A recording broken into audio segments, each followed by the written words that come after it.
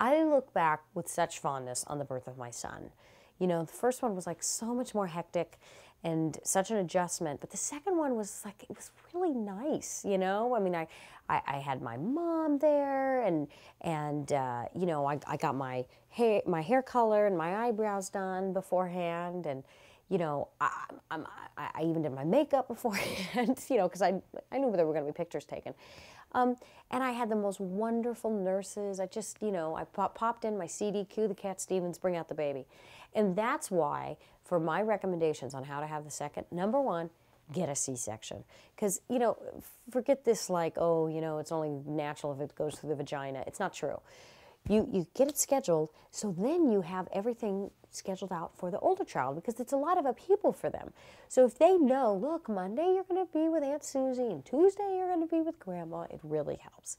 And it also helps, number two, is to have fun things for them. Guess what? Your cousins are coming on Wednesday. How great is that? You know, so they're a little less upset, you know, that mom's not there.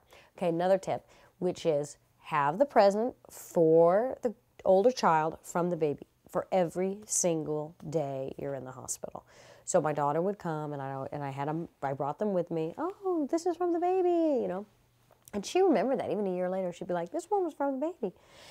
The other thing I think is super important that a nurse told me to do, which is that when your older child first sees you in the hospital, don't be holding the baby, because they're just going to be like, what is that thing that's hanging on my mom?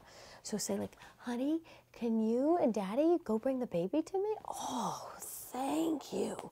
And that starts my other important tip, which is blow a lot of smoke up the you-know-what of the older child. So anything they do, like, honey, did you see how that baby looked at you? It's because he knows you're a special big sister. Or, can you hand me that bottle?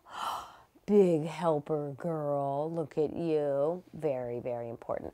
Also to help with mom, because now you understand about isolation and starvation, line up friends every day to bring you food. Okay, so Susie, you're going to come on Tuesday, and I think a meatball sandwich is going to be just great. Great.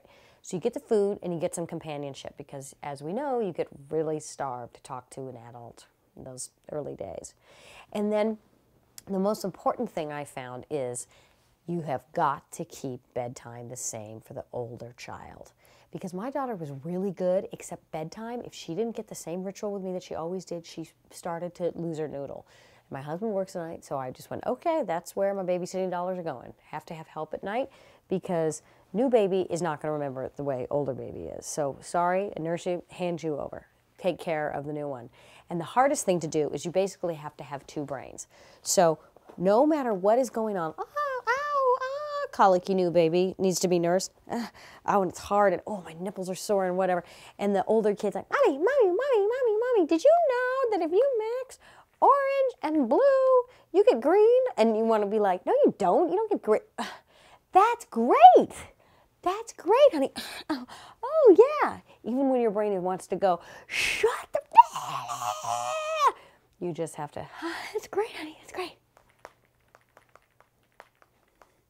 And what's so great is my husband has never said a word.